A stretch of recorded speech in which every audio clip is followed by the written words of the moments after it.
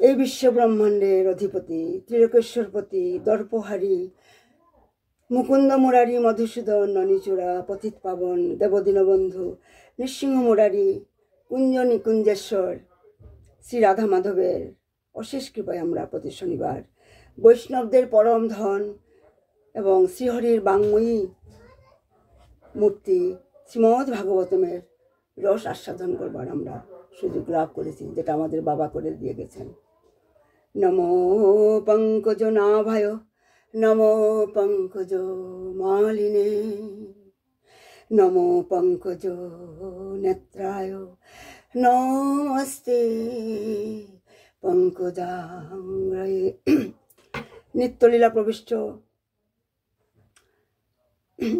প্রবিষ্ট জয়ং বিষ্ণুপাদ পরমহংস গোবিন্দ পৃষ্ঠায় অষ্টোত্তর শত শ্রী শ্রীমৎ স্বামী শিবানন্দ গোস্বামী মহারাজের চরণে আমার কোটি কোটি দণ্ডবত প্রণাম। আর সমস্ত রূপানুগ গুরুবর্গ গুরু পরম্পরা এবং সমস্ত আচার্যবর্গের চরণে আমার কোটি কোটি দণ্ডবত প্রণাম। আর উপস্থিত সমস্ত কৃষ্ণ প্রেম অনুরাগী গৌর ভক্তবৃন্দের চরণে আমার কোটি কোটি দণ্ডবত প্রণাম। আমি শুদ্ধ মনে শুদ্ধভাবে যাতে আমি কীর্তন করতে পারি, আপনারা আমার ভুল ত্রুটি মার্জনা করবেন। আজকে আমরা জড় আনন্দ এবং চিন্ময় আনন্দ সম্বন্ধে আমরা রস আস্বাদন করব। আমাদেরকে যদি কেউ জিজ্ঞাসা করে বা আপনাকে কেউ যদি জিজ্ঞাসা করে আপনি কি মৃত্যুর জন্য প্রস্তুত নিচ্ছেন, এই প্রশ্নটা এই রকমের প্রশ্ন শুনে আপনি নিশ্চয়ই বিরক্ত হবেন, আমি নিশ্চয়ই বিরক্ত হব। কারণ অথবা আমরা প্রশ্নটা এড়িয়ে চলার চেষ্টা করব। আসলে মৃত্যু বরণ কেউ করতে চায় না। কেউ কি মৃত্যু চায়? কেউ চায় না। তাই মৃত্যুর জন্য প্রস্তুতি নেবারও কেউ প্রয়োজন বোধ করে না। সেটাই হচ্ছে জড় আনন্দ। জড় আনন্দের জন্য মৃত্যুকে আমরা বরণ করতেও চাই না, আর মৃত্যুর জন্য প্রস্তুতি নিতেও চাই না। সুন্দর একটা গান আছে, আমার মনে আছে, ছোটবেলায় শুনেছিলাম, এই সুন্দর পৃথিবী ছেড়ে, কার ছিল জানি না, এই সুন্দর পৃথিবী ছেড়ে মন যেতে নাহি চায়। আমার একটা লাইনই মনে আছে, আমরা কেউ চাই না সুন্দর পৃথিবী ছেড়ে চলে যেতে, আমরা চাই না। কেউ পছন্দ করুক আর নাই বা করুক, মৃত্যু কিন্তু অবশ্যম্ভাবী, মৃত্যু অবধারিত। মৃত্যুর করাল গ্রাস থেকে কেউ রেহাই পায় না। সকলকেই একদিন তার অতি প্রিয় এই দেহটিকে, কারণ আমরা দেহটাকে তো খুবই ভালোবাসি, এই দেহটাকে আমাদের পরিত্যাগ করতে হবে। আর প্রত্যক্ষ প্রমাণ আমাদের জীবনে অনেক অনেক রয়েছে। মরতে যখন একদিন হবেই তখন মৃত্যুকে ভুলে থাকার ভান করে কি লাভ? বরং মৃত্যুর পর কিভাবে সদ্গতি লাভ করা যায় তার প্রস্তুতি গ্রহণ করাই উচিত। সেটা হচ্ছে চিন্ময় আনন্দ। চিন্ময় আনন্দের জন্য আমাদের প্রস্তুতি নেওয়া উচিত। আর যেটার ব্যবস্থা আমাদের গুরুদেব শিবানন্দ গোস্বামী মহারাজ আমাদেরকে, বাবা যাকে আমরা আদর করে বাবা বলে ডাকি, তিনি আমাদের করে দিয়ে গেছেন। মৃত্যুর প্রস্তুতি নেবার জন্য তিনি এই প্ল্যাটফর্ম ব্যবস্থা করে দিয়ে গেছেন। আর পশু পক্ষীদের মতো মৃত্যুবরণ করা মানব জীবনের কিন্তু আমাদের উদ্দেশ্য নয়। পশু পক্ষীরা জানে না মৃত্যুর পর আত্মাকে আরেকটা দেহ ধারণ করতে হবে। কারণ 5 প্রকারের চেতনাযুক্ত জীব আছে। 5 প্রকারের চেতনাযুক্ত জীব আছে। এই 5 প্রকার চেতনা কি এই 5 প্রকারের চেতনা হচ্ছে আচ্ছাদিত চেতনা, সংকুলিত চেতনা, মুকুলিত চেতনা, বিকশিত চেতনা এবং পূর্ণ বিকশিত চেতনা। আর সচ্চিত আনন্দময় আত্মা গুণের প্রভাবে, সত্যরজ তমগুণের প্রভাবে বিভিন্ন জড় শরীরে আবদ্ধ থাকার ফলে হচ্ছে চেতনা কিভাবে আচ্ছাদিত হয় সেই সম্বন্ধে ভগবদ্গীতায় বলা হয়েছে। যেভাবে আগুন যেভাবে ধোঁয়ার দ্বারা আচ্ছাদিত থাকে, আগুনটা তো ধোঁয়াতে আচ্ছাদিত থাকে, যেভাবে আয়নাটা ধুলার দ্বারা আচ্ছাদিত হয়, আর শিশু ভ্রূণ সেই মায়ের গর্ভে থাকা সেই ভ্রূণ শিশুটা গর্ভের দ্বারা আচ্ছাদিত হয়।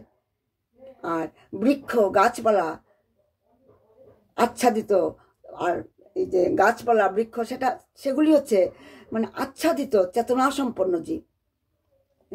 আর পশু কীট পতঙ্গ তারা হচ্ছে সংকুচিত চেতনা সম্পন্ন জীব। আর মায়ামুগ্ধ আমরা বদ্ধ মানুষ মানে মনুষ্য সকল হচ্ছে মুকুলিত, আমরা হচ্ছে মুকুলিত চেতনা সম্পন্ন জীব। আর যারা ভগবত অনুসন্ধিৎস ব্যক্তিগণ, যারা মানে পারমার্থিক লাভের ইচ্ছুক ব্যক্তিরা, যারা মৃত্যু বন্ধন থেকে মুক্তি লাভ করার ইচ্ছা, যারা ভক্তি মার্গে যারা প্রবেশ করতে ইচ্ছুক, সেই রকমের মানে ভগবত অনুসন্ধিৎস ব্যক্তিরা তারা হচ্ছেন বিকশিত চেতনা সম্পন্ন জীব। আর শুদ্ধ মানে ভক্ত মানে শুদ্ধ কৃষ্ণ ভক্তগণ হচ্ছেন পূর্ণ বিকশিত চেতনা সম্পন্ন জীব। এইভাবে আমরা দেখছি 5 প্রকারের চেতনা সম্পন্ন জীব আছে। আর পশু পক্ষীরা হচ্ছে সংকুচিত চেতনা সম্পন্ন জীব।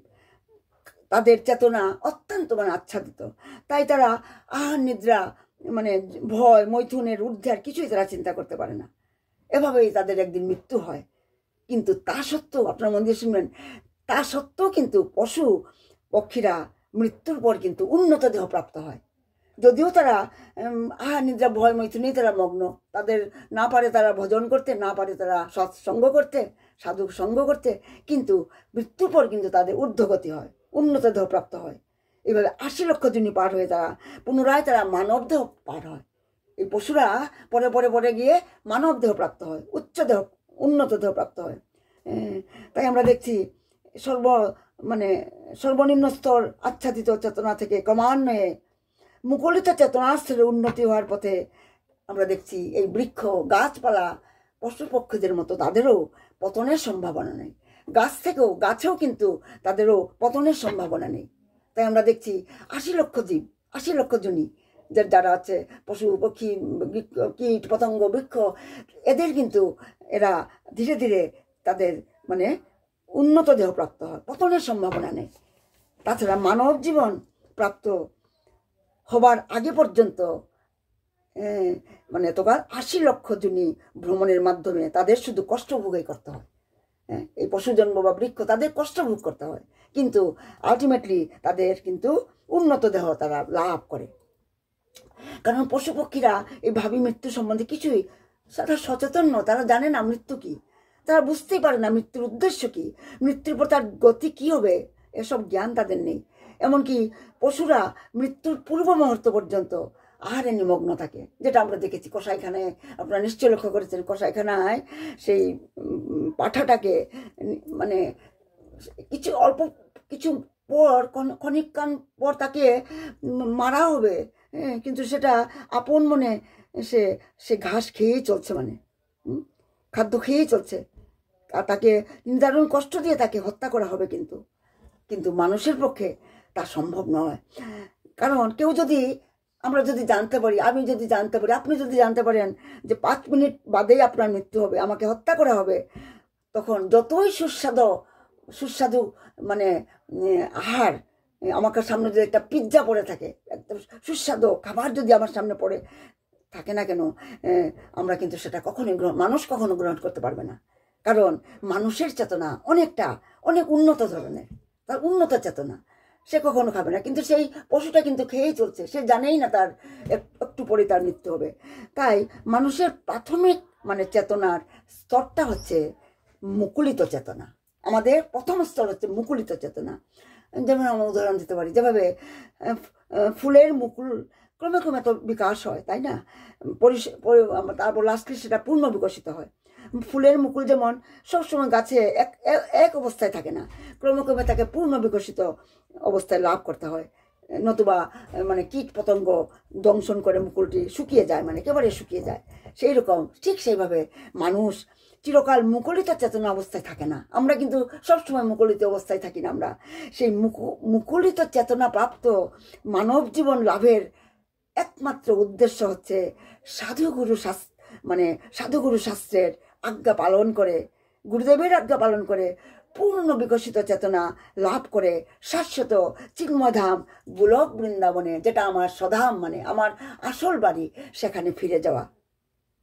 হ্যাঁ, তাই যদি এই যে সুদুর্লভ মানব জীবনের গুরুত্ব যদি আমরা বুঝতে না পারি, শুধুমাত্র যদি আমরা পশুদের মতোই আহার নিদ্রা মৈথুন মগ্ন থাকি, তবে আবার আমাদেরকে সেই বৃক্ষলতা পশুর দেহ আবার লাভ করে 84 লক্ষ জনিতে আবার ভ্রমণ করতে হবে।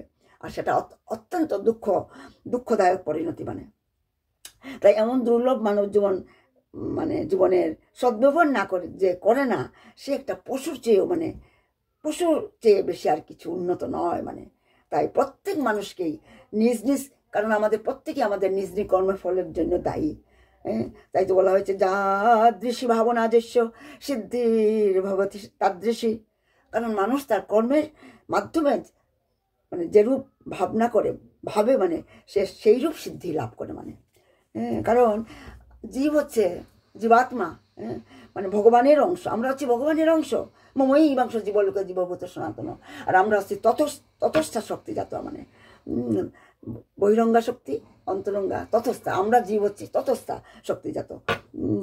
আর আর আমাদের সেই আত্মা, জীবাত্মাটা, আত্মাটা একটা চুলের অগ্র ভাগের 10,000 ভাগের 1 ভাগ হচ্ছে এই আমাদের এই আত্মার পরিমাণ, মানে তার আয়তন। মানে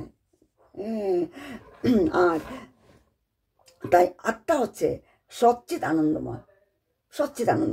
কারণ ভগবান শ্রীকৃষ্ণ স্বয়ং সম্পূর্ণ এবং সরাট। তাই আত্মাটাও হচ্ছে কিঞ্চিত পরিমাণে সরাট, মানে সম্পূর্ণ নয়, কিঞ্চিত পরিমাণে সরাট। মানে তাই আমাদেরকে চিন্তা করতে হবে যে এই জড়জগতে মানুষ কে কোথায় দেহপ্রাপ্ত হবে সেই সম্বন্ধে ভগবদ্গীতা কি বলা হয়েছে? ভগবদ্গীতা বলা হয়েছে ঊর্ধ্বং গচ্ছন্তি সত্ত্বস্থা মধ্যে তিষ্ঠন্তি রাজস জঘন্য গুণ বৃত্তিস্থা অধো গচ্ছন্তি তামসা। সত্যগুণ সম্পন্ন ব্যক্তিগণ ঊর্ধ্ব দিকে, মানে স্বর্গলোকে বা তারও ঊর্ধ্বে দেহ লাভ করে। আর রজগুণ সম্পন্ন ব্যক্তিরা মর্তলোকে মানব দেহ প্রাপ্ত হয়, আর তমগুণ সম্পন্ন ব্যক্তিরা নিম্নলোকে দেহ লাভ করে। মানে অথবা যেভাবে মানে মর্তলোকে আমরা কীট পতঙ্গ, পশু পক্ষী, সরীসৃপ, এইভাবে বাঘ, শেয়াল, সিংহ, এইভাবে নানা জনি আমরা লাভ করি। মানে তাই মৃত্যুর সময় আমাদের ভাগ্যটা নির্ধারিত হয়। আমি কি এই জড় ব্রহ্মাণ্ডের অন্তর্গত 84 লক্ষ জনিসম্মত একটা শরীর, জড় শরীর প্রাপ্ত হব, একটা পশুর শরীর প্রাপ্ত হব, না বৃক্ষের শরীর প্রাপ্ত হব, না চিৎ জগতে ভগবান কৃষ্ণের পার্শ্বদ দেহ আমি লাভ করব, সেটা মৃত্যুর সময় নির্ধারিত হয়। সেই সম্বন্ধে ভগবদ্গীতায় ভগবান কি বলেছেন? জং জং বাপি স্মরং ভাবং তেজতন্তে তলকলেবরম। মৃত্যুর সময়ে পূর্ব মুহূর্তে, মানে যেভাবে মানে ভাবিত হয়ে আমরা দেহত্যাগ করি, সেই রূপ ভাবনা সমন্বিত আমরা দেহ লাভ করি। আমরা যদি সেই সময় যদি পতির চিন্তা করি, আমি তখন একটা মানে কি বলে সেটা, আমি সেই রূপ অনুযায়ী আমি লাভ করব। মানে তাই মৃত্যুর পূর্ব মুহূর্তটি ঠিক পরীক্ষার সময় মানে মুহূর্তের সঙ্গে তুলনা করা যায়। যেভাবে আমরা একটা ছাত্র যখন সারা বছর সে পড়াশোনা করে, বসে গিয়ে সে ফাইনাল পরীক্ষায় বসে গিয়ে, আর ফাইনাল পরীক্ষার যোগ্যতা সারা বছরের মানে তার যোগ্যতার উপর নির্ভর করবে কিসের উপরে? সারা বছর অধ্যয়নের ফল বা মান নির্ণয় হবে। সেই রকম সারাটা সেই রকমই আমাদের সারাটা মানব জীবনের কর্মের ফল বা মান নির্ণীত হবে মৃত্যুর ঠিক পূর্ব মুহূর্তে। কেউ যদি শুধু জড়ভোগের সুখভোগের আশায় পাপ এবং পুণ্যকর্মের আসক্ত অবস্থায় দেহত্যাগ করে, মানে কেউ যদি স্ত্রী, পুত্র, এই সমস্ত সংসার, এই জন্মভূমি, আমি মানে অনেকে জন্মভূমির প্রতি খুব টান থাকে, কিন্তু সে জন্মভূমির প্রতি আসক্ত অবস্থায় দেহত্যাগ করে, তবে তাকে আবার সেই মৃত্যুময় জগতে আবার সেই জড় শরীর মানে লাভ করবেই সে। মানে আর এই রকম মানে জড় শরীর ত্যাগ করে আমাকে আরেকটা জড় শরীর লাভ করাকে, এটাকে কি বলা হয় ভগবদ্গীতায়? এটাকে বলা হয়েছে দেহান্তর প্রাপ্তি, মানে বলা হয়েছে। আমরা বলি না দেহান্তর, এই দেহান্তর প্রাপ্তি হচ্ছে মানে এই দেহান্তর প্রাপ্তিটা বারবার হচ্ছে, কিন্তু বারবার হচ্ছে বলে আমরা বদ্ধজীবকে কি বলা হয়, অনাদির বহির্মুখ। কৃষ্ণ ভুলিয়া জীব অনাদির বহির্মুখ, অতএব মায়া তারে দেয় সংসার দুঃখ। এটাই তো হচ্ছে আমাদের সঙ্গে। আমরা আমরা মানে আমার যে ভগবানের সঙ্গে যে আমার চিরন্তন সম্পর্ক, গুরুদেবের সঙ্গে যে আমাদের চিরন্তন সম্পর্ক, সেটা আমরা ভুলে গেছি। তার জন্য তো আমরা মানে বারবার দেহান্তর প্রাপ্তি আমাদের হচ্ছে। আমাদের তাই তো বলা হয় কৃষ্ণ ভুলিয়া জীব অনাদির বহির্মুখ, অতএব মায়া তারে যে সংসার দুঃখ। মানে বদ্ধজীব কৃষ্ণ বিস্মৃতির ফলে অনাদি বহির্মুখ হয়ে জেলখানা রূপেই জড়জগতে আমরা বারবার 84 লক্ষ জমিতে আমরা ভ্রমণ করছি মানে আমরা যতই বলি যে যে তুমি হচ্ছে অমুকের ছেলে, তুমি হচ্ছে, তোমার বাড়ি হচ্ছে ওইটি এটি, কিন্তু সে কিছুতেই তার স্বীকার মানে করবে না। মানে আমাদের অবস্থাটা মানে একটা ভূতে ধরার মতো। একটা লোকের যখন একটা ব্যক্তিকে ভূতে ধরে, তাকে যদি জিজ্ঞাসা করা হয় তোমার বাড়ি কোথায়, সে তখন উত্তর দেবে, কি উত্তর দেবে, ওই তাল গাছে আমার বাড়ি। কেননা তাল গাছের ভুট্টি তার মাথায় চেপে ঘাড়ের মধ্যে চেপে ধরেছে। তাই তো ঠিক আমাদেরও ঠিক ভূতে ধরার মতো আমাদের অবস্থা, আমাদেরও সেই অবস্থা। তাই তেমনি তাই আমাদের কি করতে হবে, যেমন কোনো ব্যক্তি পাপ কর্মের ফলে তো আমরা মানে ডিগ্রেডেশন হয়, আমরা পশুজনী লাভ করি বা বৃক্ষ দেহ লাভ করি, সরীসৃপের দেহ লাভ করি।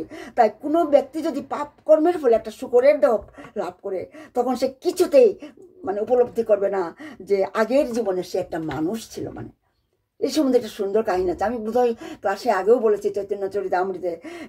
কারণ হরিকথা কৃষ্ণ কথা বারবার রিপিটেশনও কোনো দোষ নেই। মানে তাই আমার এখনই মনে পড়ে গেলো সেই সুন্দর কাহিনী। একবার দেবরাজ ইন্দ্র স্বয়ং দেবগুরু বৃহস্পতির অভিশাপে, তার গুরুর অভিশাপে সে একটা শূকরের দেহ লাভ করেছিল, স্বর্গের দেবরাজ ইন্দ্র। আর সেই দেবরাজ শূকররূপী ইন্দ্র বিষটা মানে, কারণ শূকররা তো বিষটা খুব ভালোবাসে, সেই তার শূকরী স্ত্রী এবং তার বাচ্চাদের প্রতি অতিশয় আসক্ত হয়ে দেবরাজ ইন্দ্র সে বিষটা ভক্ষণ করে চলেছে। মানে সে সম্পূর্ণভাবে স্বর্গরাজ্যের কথা ভুলে গেছে। কিছুদিন বাদে লোকপতি ব্রহ্মা এসে যখন শূকররূপী ইন্দ্রকে স্বর্গরাজ্যে ফিরিয়ে নেওয়ার জন্য, তার সাপ মানে শেষ হয়ে গেছে, নিয়ে যাওয়ার জন্য স্বয়ং লোকপতি ব্রহ্মা এসে অনুরোধ করতে থাকেন ইন্দ্রকে। তখন ইন্দ্র তার শূকরের সেই সুন্দর সংসার ত্যাগ করতে রাজি হয়নি, সেই বিষটা ভক্ষণ করা থেকে সে বিরতে থাকতে রাজি হয়নি। সে বলছে এখানেই স্বর্গসুখ। আর আমরা তো সামান্য মানুষ। তাই এটাই হচ্ছে গৃহমেধী ব্যক্তিদের একটা জ্বলন্ত দৃষ্টান্ত। এই জগৎটি হচ্ছে অশাশ্বত, দুঃখালয়। এখানে অবস্থান করাটাই হচ্ছে দুঃখজনক। তাই হচ্ছে আমি সংক্ষেপে বলছি, আমার সময় বেশি নেই। কারণ এই জেলখানা থেকে বেরিয়ে আসাটাই হচ্ছে আমাদের বুদ্ধিমানের কাজ। তাই তো বলা হয় যেজন কৃষ্ণ ভজে সে বড় চতুর। ভক্তি মার্গে যেতেই হবে, না তার উপায় নেই। তাই জন্য গুরুদেব বাবা আমাদের সরাসরি ভক্তি মার্গে যেতে বলেছেন। তাই আমাদের মানে বুদ্ধিমানের কাজ হচ্ছে তাড়াতাড়ি এই জেলখানা থেকে বের হয়ে যাওয়া, এই জড়জগতের বন্ধন থেকে মুক্ত হয়ে গোলক বৃন্দাবনে ফিরে যাওয়ায় সেটাই হচ্ছে দুর্লভ মানব জীবন প্রাপ্তির একমাত্র উদ্দেশ্য। তাই না? যেটা বাবা বলেন, রাধানের চরণ পাওয়াই হচ্ছে মানব জীবনের একমাত্র উদ্দেশ্য। আর সেই শুভ মুহূর্তটি নির্ধারিত হয় মৃত্যু সময়ে, মানে অন্তে নারায়ণ স্মৃতি। কৃষ্ণকে স্মরণ করাই হচ্ছে ভগবদ্ধামে ফিরে যাওয়ার, গুরুদেবকে স্মরণ করাই হচ্ছে ভগবদ্ধামে ফিরে যাওয়ার একমাত্র উপায়। সেই সম্বন্ধে ভগবদ্গীতায় ভগবান শ্রীকৃষ্ণ কি বলেছেন, অন্তকালে যে মামেব শরণ মুক্তা কালে বরম। মৃত্যুর সময় যে আমাকে চিন্তা করতে করতে দেহত্যাগ করে সে ভগবানের স্বভাবপ্রাপ্ত হয়, এতে কোনো সংশয় নেই। সংশয় নেই। তাই আমাদেরকে সকলকে প্রস্তুতি নিতে হবে যাতে মৃত্যুর সময় যাতে আমরা ভগবানকে আমরা স্মরণ করে চিৎ জগতে কৃষ্ণ লোকে যাতে আমরা ফিরে যেতে পারি। আর ভগবানের স্মরণ শুরু হয় কখন? যখন কলিযুগের যুগধর্ম হরিনাম মহামন্ত্র কীর্তনের মাধ্যমে জপের মাধ্যমে বাবা আমাদের মন্ত্র দিয়ে গেছেন, আমাদের নারায়ণ বন্দনা দিয়ে গেছেন। আমরা এইগুলি জপ করে তপ করে আমরা বন্দনা করে আমরা আমরা গুলোকে মানে ভগবানের আলোয় আমরা ফিরে যেতে, চিৎ জগতে ফিরে যেতে পারবো। তাই ভগবদ্গীতাতে তো ভগবান শ্রীকৃষ্ণ বলেছেন একমাত্র বিশুদ্ধ ভক্তির দ্বারা তাকে যথাযথভাবে জানা যায়। মানে এভাবেই ভগবত ভক্তির মাধ্যমে যখন হৃদয় যখন অহরহ কৃষ্ণ ভাবনায় যখন আবিষ্ট থাকে, তখন এই একমাত্র চিন্ময় ভগবত ধাম আমরা কৃষ্ণলোকে আমরা আমরা প্রবেশ করতে পারি। ঠিক এই কথাটি দ্বারকায় শ্রী উদ্ধবজি এই শ্রেয় সাধন এবং নিষ্কাম ভক্তি যুগের শ্রেষ্ঠত্ব সম্বন্ধে প্রশ্ন করেছিলেন ভগবান শ্রীকৃষ্ণকে। ভক্তিযুগের সম্বন্ধে প্রশ্ন করেছিলেন, শ্রেয়র সম্বন্ধে, প্রেয়র সম্বন্ধে নয়, দুটা পথ, শ্রেয় এবং প্রেয়। আর উদ্ধব ভগবানের পরম ভক্ত এবং মিত্র ছিলেন। উদ্ধব ভগবানকে শ্রেয়র সম্বন্ধে, শ্রেয় সাধনের, শ্রেয় সাধনের সম্বন্ধে জিজ্ঞাসা করেছিলেন। তখন ভগবান উত্তর দিয়েছিলেন, নো সাধয়তি মাং যোগনা সাংখ্যং ধর্ম উদ্ধব, নো সাধ্যস্ত ত্যাগ যথা ভক্তির মতো অর্জিতা মমর্জিতা। মমর্জিতা।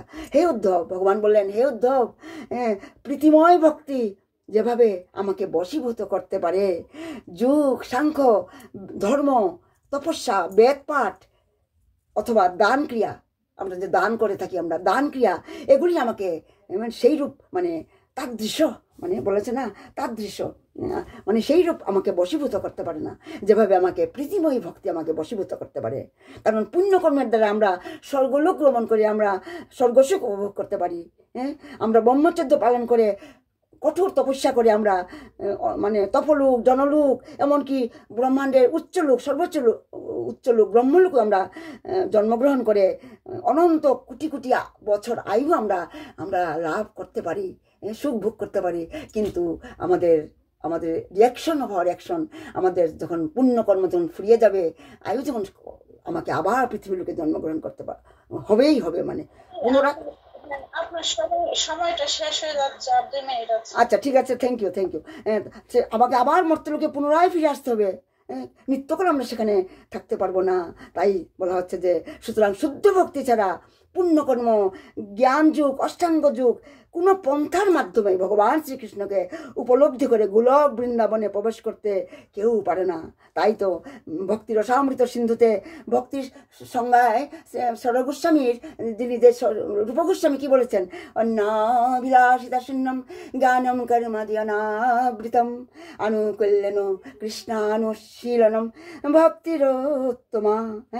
একমাত্র আনুকূল্যের সহিত ভগবান সমস্ত প্রতিকূল বাসনা থেকে মুক্ত হয়ে, সম্পূর্ণভাবে নির্মুক্ত হয়ে আনুকূল্যের সহিত ভগবান শ্রীকৃষ্ণের প্রীতি উৎপাদনকে উত্তমা ভক্তি বলা হয়। তাই তো বলা হয় ঋষিকেশ সেবনং ভক্তির উচ্চতে। সেবনমুখ ইন্দ্রিয়ের দ্বারা মানে সমস্ত ইন্দ্রিয়ের অধিপতি ভগবান হচ্ছেন, আমাদের ইন্দ্রিয়গুলির অধিপতি। তাই তো তার নাম ঋষিকেশ। সেই ইন্দ্রিয়ের অধিপতি ভগবান শ্রীকৃষ্ণের সেবা সম্পাদনকেই ভক্তি বলা হয়। আর এই ভগবত ভক্তি কিভাবে লাভ করা যায়, কিভাবে আমরা ভগবত ভক্তি লাভ করতে পারবো? একমাত্র গুরুদেবের কৃপার মাধ্যমে। তাই গুরু কৃপা হি কেবলম তব চরণম শরণম। তাই তো চৈতন্য চরিতামৃত সেটাই বলা হয়েছে, ব্রহ্মাণ্ডে ভ্রমিতে কোন ভাগ্যবান জীব গুরু শিষ্য প্রসাদে পায় ভক্তিলতা বীজ। আর আমরা এত ভাগ্যবান, আমরা বাবাকে পেয়ে আমরা সেই মানে আমরা ভাগ্যবান পুরুষ। আমরা বলতে গেলে আমরা বাবার মতো একজন সদ্গুরু আমরা লাভ করেছি, যিনি আমাদেরকে ভক্তিলতার বীজটা আমাদের হৃদয়ে বপন করে দিয়ে গেছেন। আমাদের হৃদয়ে আমাদের সেই ভক্তিলতা বীজটাকে এখন মানে বর্ধিত করতে হবে। কিসের মাধ্যমে? সৎসঙ্গের মাধ্যমে, সাধুগুরু বৈষ্ণবের চরণে মানে মতি রেখে, মানে আর কি বলা হয়, সদ্গুরুর নামের রুচি দিবে দয়া বৈষ্ণব সেবা, যেটা মহাপ্রভু বলে গেছেন, বাবাও বলে গেছেন। তাই আমাদেরকে আমাদের কৃষ্ণ চেতনা, আমাদের হৃদয়ের যে ভক্তিলতা বীজটা বাবা আমাদেরকে দিয়ে গেছেন, সেটাকে বর্ধিত করতে হবে। তাই আমাদের সবাইকে যত্ন নেওয়া উচিত, আমাদের মানে জড় আনন্দ ত্যাগ করে চিন্ময় আনন্দ যাতে আমরা পেতে পারি। আমি আজ এখানে বিরাম দিচ্ছি, আমার সময় শেষ হয়ে গেছে। নিতাই গৌ সীতানাথ প্রেমানন্দে হরি হরি বল, হরি হরি বল। বাবা শিবানন্দ বাবা কি জয়। হে খুব ভালো আছে। হে কৃষ্ণ গোবিন্দ হরে মুরারি, হে নাথ নারায়ণ বাসুদেব, হে কৃষ্ণ গোবিন্দ হরে মুরারি, হে নাথ নারায়ণ বাসুদেব। গুরু কৃপা হি কে বলো। জয় শিবানন্দ বাবা কি জয়, সৎসঙ্গ কি জয়। প্রণাম প্রণাম দিদি, প্রণাম। প্রণাম প্রণাম। প্রণাম প্রণাম। এখন গুরু বাবা